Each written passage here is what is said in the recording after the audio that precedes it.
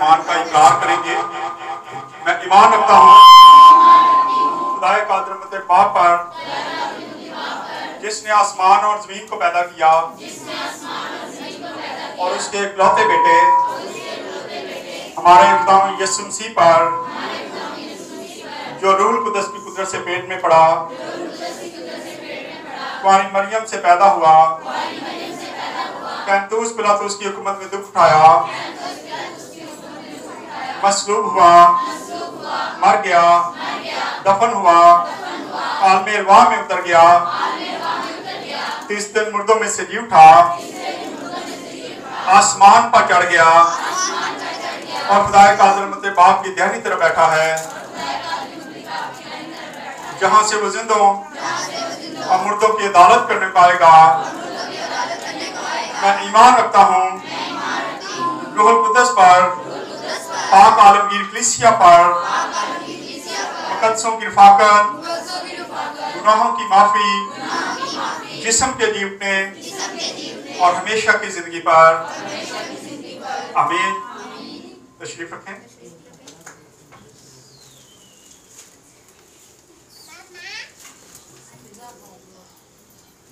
Hallelujah.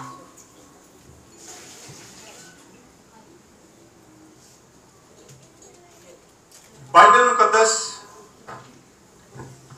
ये खुदा का जिंदा कलाम है। कितने लोग इस पर यकीन रखते हैं कि इसमें जो कुछ लिखा है वो सच्चाई पर मबनी है। ये मैंने इसलिए कहा, हाल ही में बहुत सारे लोग यहां से भी, पूरे मुल्क से ऐसी जगह पे जा गए जहां पे बुत परस्ती है। एक बुत को सलाम करने के लिए वहां पे पहुंचे। आइए जरा पढ़ लेते हैं। कल मेरे पास एक लड़का आया, साथ उसके छोटा बच्चा था। मैं जब यहां से घर की तरफ आ रहा था, उसने मुझे आवाज दी कि भाई साहब रुके। मैं इग्नोर कर रहा था क्योंकि मैं उसको जानता नहीं, लेकिन लड़कों ने मुझे कहा जी भाई साहब वाजे दे रहा लड़का, तो मैं रुक गया। तो उसने मुझे कहा कि मैं मेले पे गया था, वहां मैं बीमार हुआ, मेरा बेटा बीमार हुआ और अब मुझे समझ नहीं आ रही कि मेरे साथ क्या हो रहा है। वहां एक आदमी मुझे मिला और उसने मेरे हाथ पे कुछ लिखा और जैसे ही उसने लिखा मुझे होश उड़ गए, मुझे कोई समझ नहीं आ रही। आप जाएं खुदा के पास या खुदा के घर में और आपके साथ ये हो जाए तो ये मुश्किल काम है, मजाक की बात है ना। फिर आज सुबह जब हम चर्च में तैयारी कर रहे थे तो किसी ने आके मुझे पैगाम दिया कि फलां लड़का जो है उसका एक्सीडेंट हो गया है, तो आप जाके उसका पता ले आए। तो मैंने कहा क्यों? बड़े अच्छे काम करके आए हैं, बड़ी अच्छी जगह से होके आया है, जो मैं सारे काम छोड़ दूं, चर्च को छोड़ दूं और उसका पता लेने चले जाऊं? मैं तो नहीं जाऊंगा। आए जरा, उन लोगों के लिए इंतबाह है, उनके लिए सबक है जो ये सारे कुछ करते फिरते हैं। निकाले मेरे साथ इबार की किताब। ये मेरा मैसेज नहीं, मैसेज मेरा और है। मैसेज मेरा है, खुदा जिनसे प्यार करता है उनकी हिफाजत करता है, खुदा उनको संभालता है, खुदा उनके आगे आगे चलता है और खुदा उनकी हिफाजत दिलो जान से करता है। लेकिन हमें भी तो चाहिए ना कि हम भी उसके पीछे चले। हम दाएं बाएं घूमना ज्यादा पसंद करते हैं, दुनियादारी को निभाना ज्यादा पसंद करते हैं। किसी ने जाते जाते कहा चल मेरे नाल ते तुर पैना। क्यों? क्या खुदा ऐसी जगहों पे पसंद करता है? खुदा ऐसी जगहों को पसंद नहीं करता। पढ़े जरा हवाला, इबार की किताब 26 बाब और उसकी पहली आयत पढ़ दें जल्दी से। 2-3 हवाले ये पढ़ के उसके बाद मैं अपने मैसेज पे आऊंगा। तुम अपने लिए बुत ना बनाना। तुम अपने लिए बुत ना बनाना। किसने बनाया? ये इंसानों ने। पूजा कौन कर रहे? इंसान। खुदा का कलाम फरमाता है तू अपने लिए कोई बुत ना बनाना जी, और ना कोई तराशी हुई मूर्त। ना कोई तराशी हुई मूर्त। हम तराश के खूबसूरत बनाते हैं। मैं सुबह एक स्टेटस किसी ने लगाया था कि पिंडी से ये डोली निकल आई है। क्या हम कर रहे हैं? हम दूसरे लोगों को देख के हम भी उनके नक्शे कदम पे चल रहे हैं। खुदा ऐसी चीजों की इजाजत नहीं दे रहा। यहाँ पे लिखा है कि तू अपने लिए तराशी हुई मूर्त ना बनाना। क्या आगे?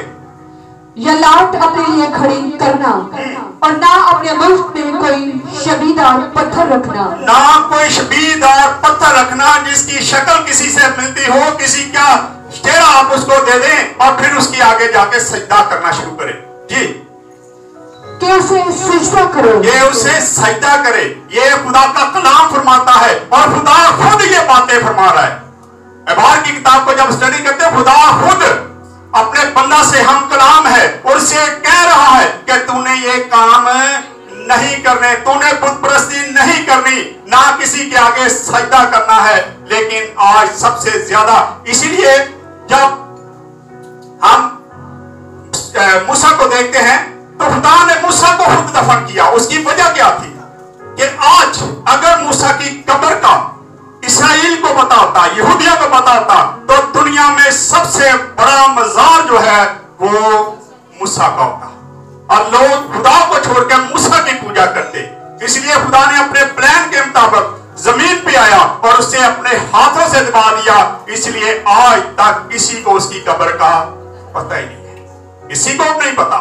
इसलिए आज हमें इन चीजों को सीखने की जरूरत है। एक और हवाला पढ़े, मुकाशवा 21 बाब और उसकी 6 से 8 है, पढ़ दे जल्दी से। मुकाशवा 21 बाब उसकी 6 से 8 है। मैं इस पर नहीं बोलना चाहता था लेकिन मजबूर किया जाता है। जब मैं देखता हूं दाएं बाएं ये सारी चीजें तो फिर दुख होता है कि शायद जो पास्टर साहबान है इनकी जो मेहनत बेकार होती जा रही है। समझा के कलाम सुना के, लेकिन फिर भी कलाम का असर नजर नहीं आता। लेकिन ये ज़हन में रखें, ये कलाम आप पे गवाही देगा कि मैं वहां पे सुनाया गया था मैंने, लेकिन लोगों ने मुझे कबूल नहीं किया। पढ़े जी 6 से 8 जल्दी से। फिर उसने मुझसे कहा, ये बातें पूरी हो गई। ये बातें पूरी हो गई। मैं अल्फा और ओमेगा, मैं अव्वल मैं आखिर हूँ। ये खुदा में यीशु मसीह के अल्फाज है। खुदा में यीशु मसीह कहता है कि मैं अव्वल हूँ, मैं आखिर हूँ।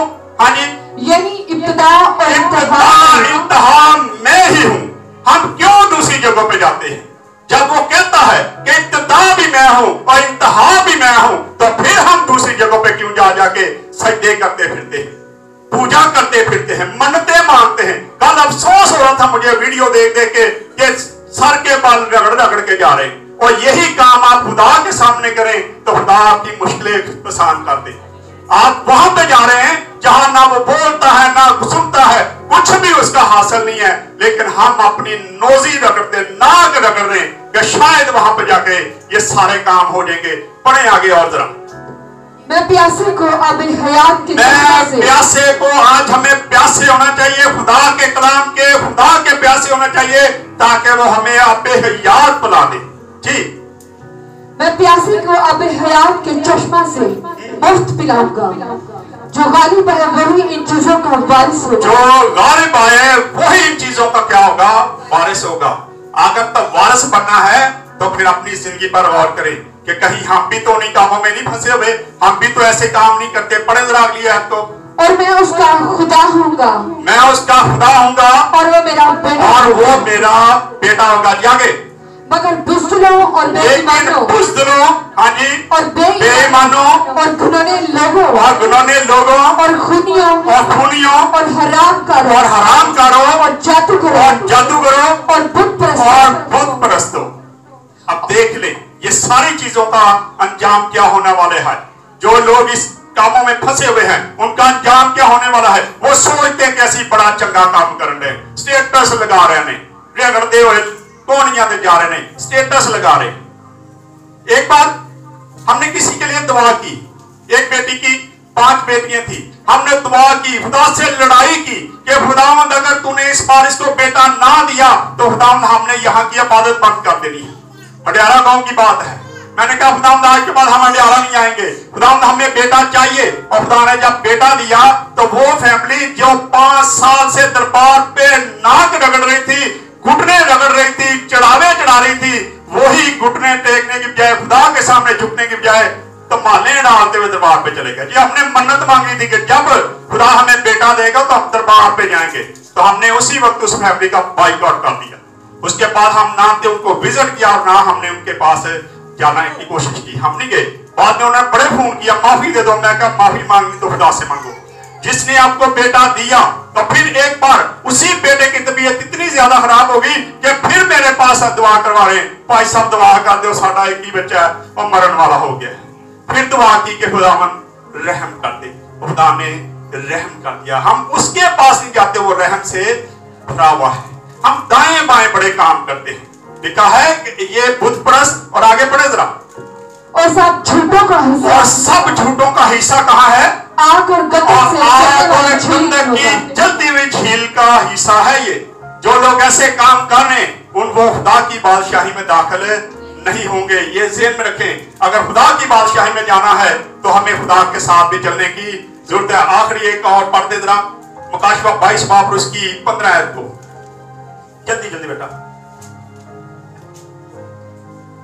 अब ये आखिरी सफा है बाइबल मुकद्दस का, आखिरी सफा, आखिरी बात। और यहां पे भी खुदा क्या कहता है कि पढ़े, मगर कुत्ते और जादूगर और हरामकार और खूनी और बुत परस्त और झूठी बात का खड़ने वाला और उसको अमल में लाने वाला, हाँ जी, बाहर रहेगा। वो क्या करेगा? खुदा की बादशाही से बाहर रहेगा। ऐसे लोग खुदा की बादशाही से कोसों दूर रहेंगे। खुदा उनको पास भी नहीं आने देगा, लेकिन बड़ा रुपया पैसा इकट्ठा करते हैं और फिर बड़ी मेहनत से वहां पे पहुंच जाते हैं और जाके सजदे करते हैं। आज हमें जरूरत है कि हम इन चीजों से हट जाए, नहीं तो ये ज़हन में रखें, दिखावा तो है, दुनिया बड़ा खुश होती, बड़ा जी जा रहे हैं, लेकिन ये नहीं पता कि इनका अंजाम क्या होगा। कभी अंजाम को भी देखें। आए अपने टॉपिक पे आते हैं। आज का टॉपिक मेरा है, खुदा जिनसे ज्यादा मोहब्बत करता है। पैदाइश 33 बाब और इसकी पहली आयत से लेके 11 आयत तक पढ़ेंगे। इससे पहले मैं आपको पहले भी मैंने ये बताया था, मैं चाहता हूं ये कि मैं बताऊं तो आपको समझ आ जाए कि आज हम क्या करते हैं। खुदा जिनसे प्यार करता है, खुदा खुद ही उनकी हिफाजत भी करता है। एक शख्स ने एक घर बनाया, बड़ा घर बनाया, उसके काफी कमरे थे और उसने डिसाइड किया ये कमरा फलां का। आज हम भी जब घर बनाते हैं तो हम भी सबसे पहले डिसाइड करते हैं, ए कुड़ी नूं दे देंगे, ते मुंडे नूं दे देंगे, ते फलाने नूं दे देंगे, और फिर हम ऐसे ये सारा कुछ है, ड्राइंग रूम बन गया, यहाँ पे हम डिनर रख कर या करेंगे, ये सारा कुछ हम क्या कर लेते हैं, डिसाइड करते हैं। लेकिन कभी हमने खुदा को क्या दिया है जो हमें ये सारा कुछ देता है? उस शख्स ने घर बनाया, जब घर बन गया तो सबसे पहला कमरा उसने कहा यहां पे मैं रहूंगा, बाकी सब पीछे रहेंगे। जब वो रहना शुरू हो गए तो एक दिन इब्लीस आया और इब्लीस ने आकर दरवाजे पे दस्तक की और जैसे ही वो शख्स बाहर निकला उसने पकड़ कर मारा, उसको अच्छे खासे तरीके से मारा, उसके कपड़े फाड़ दिए, उसे लहू लुहान करके चला गया। वो परेशान हुआ।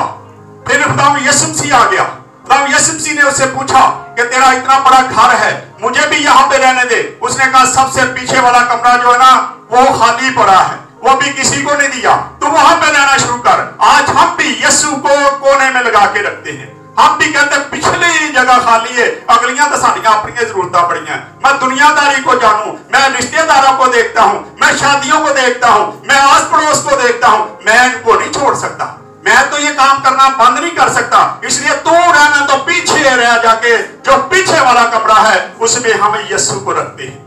और फिर वही अमल दोबारा हुआ, इब्लीस आया, उसको मारा और उसने यीशु को आवाज दी, यीशु यीशु। यीशु नहीं आया। तो ना यीशु आता है। जब हम उसको कोने में लगा के रखते हैं फिर बातें करते हैं, बड़ियां दुआवां करीदियां, चंदा भी देईदा, फलाना काम भी करीदा, यीशु सुनते नहीं। कैसे सुनेगा? हमने पहला दर्जा उसको दिया ही नहीं है, उसको तो हमने कोने में लगा के रखा है। उसको पीछे, सबसे पीछे जो जगह है वहां यीशु है और आगे हमारी अपनी चीजें हैं, अपनी जरूरतें हैं। फिर जब आया शैतान तो उसने फिर उसको मारा, फिर उसने आवाज दी यसू नहीं आया, फिर उसने शिकायत की यसू तेन मैं घर च भी रखे है तो फिर भी मैंने मार के चले गया। यसू ने कहा बेटा मैं बहुत पीछे हूं, मुझे आवाज ही नहीं देरी आती, मुझे पता ही नहीं चला कब वो आया और कब तुझे मार के चला गया, मुझे नहीं पता लगा। फिर उसने कहा थोड़ा और अगे आ जाओ, अगला कमरे च आ जाए। आहिस्ता आहिस्ता करते करते आखिरकार उसने थोड़ी चालाकी की और उसने सबसे आगे वाला जो कमरा था वो यीशु को दे दिया। और जब इब्लीस आया अपने उन्होंने काम करने के लिए, जैसे ही वो आया और जैसे ही खुदा यीशु मसीह ने दरवाजा खोला तो इब्लीस की जान निकल गई और वहां से भागा। आज हमें भी अगर खुदा के साथ चलना तो उसको पहला दर्जा दें। हम टाइम के पाबंद नहीं है, हम वक्त के पाबंद नहीं है। इबादत शुरू होती है तो हम लेट आते हैं। अभी भी कई लोग घरों में आवाज सुन रहे होते हैं, चलो एंड ते जो प्रोग्राम हो जाएगा दवा का काम हो, दवा के लिए पास खड़े होंगे जाके दवा करा लेंगे। क्या हासिल कर रहे हैं? यीशु को हमने कहां पे लगा के रखा है? कोने पीछे। और फिर शिकायतें बड़ी हैं, मेरा बच्चा नाफरमान हो गया, मेरी बहू मेरी इज्जत नहीं करती, मेरा फलाना नहीं हो रहा, मेरा टमकाना। कैसे होगा जब हम यीशु को पहला दर्जा ही नहीं देते, यीशु को फ्रंट पे लाते नहीं है। यीशु को फ्रंट पे लाके तो देखें, जब वो फ्रंट पे होगा तो फिर कभी भी इब्लीस आपको तंग नहीं कर सकता। पढ़े अब इसको। और याकूब ने अपनी आंखें उठाकर नजर की और क्या देखता है कि असाऊ 400 आदमी साथ लिए चला रहा है। तब उसने लिया और राहेल और दोनों लौंडियों को बच्चे बांट दिए। अब क्या है, जब वो क्या कर रहा है? बांट रहा है, बच्चे बांट रहा है। तरीका क्या कर रहा है कि सबसे आगे लौंडिये, उसके बच्चे, क्योंकि उनसे कम प्यार था, उनको सबसे आगे रखा और उसके बाद पीछे पर आगे बढ़े, जल्दी जल्दी पढ़ते जाएं। और लौंडियों और उनके बच्चों को सबसे आगे, और लिया और उसके बच्चों और उसके बच्चों को उसके पीछे। ये दर्जे हैं, मोहब्बत का दर्जा दिखाने लगा मैं। जैसे मैंने कहा ना कि कमरा हम कोने वाला देते हैं यीशु को, पीछे वाला। यहाँ पे भी हम देख रहे हैं कि यहाँ पे क्या हो रहा है। यहाँ पे वो जिनसे प्यार करता है उनको बचाने की कोशिश करता है, और जब हम खुदा से प्यार करेंगे तो खुदा हमें भी बचाने की कोशिश करता है, वो कुदरत रखता है। लेकिन हम करते नहीं है, हम तो यीशु को सबसे पीछे। पहले दुनियादारी पूरी कर लो, दुनियादारी का कोई काम नहीं छोड़ना, बेईमानियां करनी, झूठ बोलने, बुत परस्ती करनी, सारे काम करने, और फिर कहना यीशु ते काम करता ही नहीं। क्यों करेगा वो आपके काम? क्यों आपकी बातें सुनेगा? क्यों आपकी दुआओं का जवाब देगा? क्योंकि आप इस लायक ही नहीं है। हम इस लायक नहीं रहते कि हम उसके सामने झुक भी सके। यहाँ पे हम देखते हैं लिखा है कि लिया को उससे पीछे और फिर और राहेल और यूसुफ को सबसे पीछे रखा, क्योंकि वो राहेल और यूसुफ से सबसे ज्यादा प्यार करता था, मोहब्बत करता था, इसलिए सबसे पीछे उसको रखता है। जब उसने देखा कि मेरा भाई 400 आदमी लेके आ रहा है तो उसको समझ आई कि शायद मेरा भाई आके मुझे मार देगा, ये मुझ पे अटैक करने लगा है। वो जल्दी से सारे लोगों को बांट देता है और इस तरह तरतीब के साथ चलना शुरू करता है, और फिर सबसे आगे भागता हुआ उसके सामने जाता है और जाके उसको 7 बार सजदा करता है। पढ़े जरा। और वो खुद उनके आगे आगे चला और अपने भाई के पास पहुंचते पहुंचते 7 बार जमीन पर झुककर उसको सजदा किया कि मेरा भाई मान जाए और मुझे मारे ना, मुझे मुश्किलात में डाल दे। हालांकि खुदा ने याकूब के साथ वादा कर रखा था कि मैं तेरे साथ हूं, मैं तेरी औलाद को बरमद करूंगा, मैं तेरे डंगरों को, माल डंगर को बढ़ाऊंगा, तू परेशान ना हो, ये सारा मुल्क मैं तुझे दे दूंगा, ये सारा इलाका मैं तेरी औलाद को दूंगा। लेकिन उसके बावजूद वो 400 बंदों से क्या कर रहा है? डर रहा है, खुदा पर भरोसा नहीं है। आज हमें भी खुदा पे भरोसा रखने की जरूरत है। हम भी डर की वजह से दाएं बाएं भागते हैं। कई लोगों से कहना कि आपने फलां जगह क्यों गए हो, आप जादूगर के, वो भाई साहब की करते, बच्चे वास्ते जाना ही पै गया, बच्चे वास्ते भी बचाने वास्ते करना पै गया। शायद यहाँ पे भी यही कुछ नजर आता है कि याकूब भी अपने बच्चों को बचाने के लिए क्या कर रहा है? अपने भाई के आगे बार बार सजदे कर रहा है, बार बार उस खुदा पे भरोसा नहीं कर रहा जिसने उसके साथ वादा कर रखा। जी आगे पढ़े। और एसाऊ उससे मिलने को दौड़ा और उसे बगल गिर हुआ और उसे गले लगाया और चूमा और वो दोनों हुए। फिर उसने आंखें उठाई और औरतों और बच्चों को देखा और कहा, ये तेरे साथ कौन है? उसने कहा, ये वो बच्चे हैं जो खुदा ने तेरे खादम को अनायत किए हैं। खुदा ने तेरे खादम को क्या किए हैं? अनायत किए हैं। अब याकूब का ख्याल ये था कि अगर मेरा भाई गुस्से में आ भी जाता है और मुझ पर अटैक करता है तो ये सबसे पहले मुझे शायद मार देगा और उसके बाद चलो लौड़ी और उसके बच्चों को मार दे, फिर लिया को उसके बच्चे को भी मार दे, लेकिन जिससे मैं ज्यादा प्यार करता हूँ रागल से, वो और यूसुफ बच जाए। वो उनको बचाने के लिए ये सारा कुछ कर रहा था। आज खुदा हमें बचाने के लिए हमारे आगे आगे चलता है, लेकिन कभी उसको कहें तो सही कि खुदा मैं सफर करने लगा हूं, खुदा मैं ये काम करने लगा हूं, खुदा तू मेरे साथ साथ चल, तू मेरे आगे आगे चल। आज तो हम ये करते नहीं है। हम तो घर बनाना लगे तो सब तो पहले रिश्तेदारों को इकट्ठिया कर लो, आज देख देन लगे, नी रखन लगे। आजो हम खुदा को नहीं बुलाते कि खुदावन तू हमारी मदद कर। हम किसी काम में खुदा को पहला दर्जा नहीं देते। हमें आज जरूरत है कि हम खुदा को पहला दर्जा दें। और फिर आगे पढ़े जी। तब लौंडियां और उनके बच्चे नजदीक आए और अपने आप को झुकाया। वो भी झुके, वो भी उसके सामने सजदा रेज़ हुए और उससे मिले। हाँ जी आगे। फिर लिया और बच्चों के साथ लिया और राहल भी, लिया और वो भी अपने बच्चों के साथ आती, वो भी झुकती है। और वो झुके, आखिर को यूसुफ और राहल पास आए और उन्होंने अपने आप को झुकाया। फिर उसने कहा कि इस बड़े गौर से जो मुझे मिला है तेरा क्या मतलब है? ये रिश्वत थी, ये रिश्वत थी। खुदा इन चीजों को नहीं पसंद करता। उसने क्या किया? अपने भाई को एक बहुत बड़ी भेड़, बकरियां, बैल, गाय, ये सारी चीजें भेजी ताकि मेरा भाई इन चीजों को देख के शायद मान जाए, ये मुझे नहीं मारेगा। उसको एक बड़ा गौल दे दिया और वो जब पूछता है कि ये गौल तूने क्यों भेजा, तो क्या कहता है जी? पढ़े। उसने कहा कि ये मैं अपने खुदा की नजर में मकबूल, ये मैं अपने खुदा की नजर में मकबूल ठहरूं, मैं तेरी नजर में मकबूल ठहरूं। ये है टीसी, टीसी कह सकते हैं ना, क्या कहते हैं? खुशामदीद, कि ये सारा कुछ मैं तुझे दे रहा हूं, तू मुझे ना मार दे, मेरे बच्चे ना मारे, बाकी चीजें छड़ दी, इन्ना कुछ तो तेन मैं देता है। आज कई बार हम भी खुदा को ऐसे चीज दे के बड़े खुश होते हैं। खुदा को 10वां हिस्सा देता हूं, केड़ा कोई मसला है, और जो मर्जी करो। नहीं, खुदा इन चीजों से खुश नहीं होता। ये सेन में रखे। पढ़े आगे।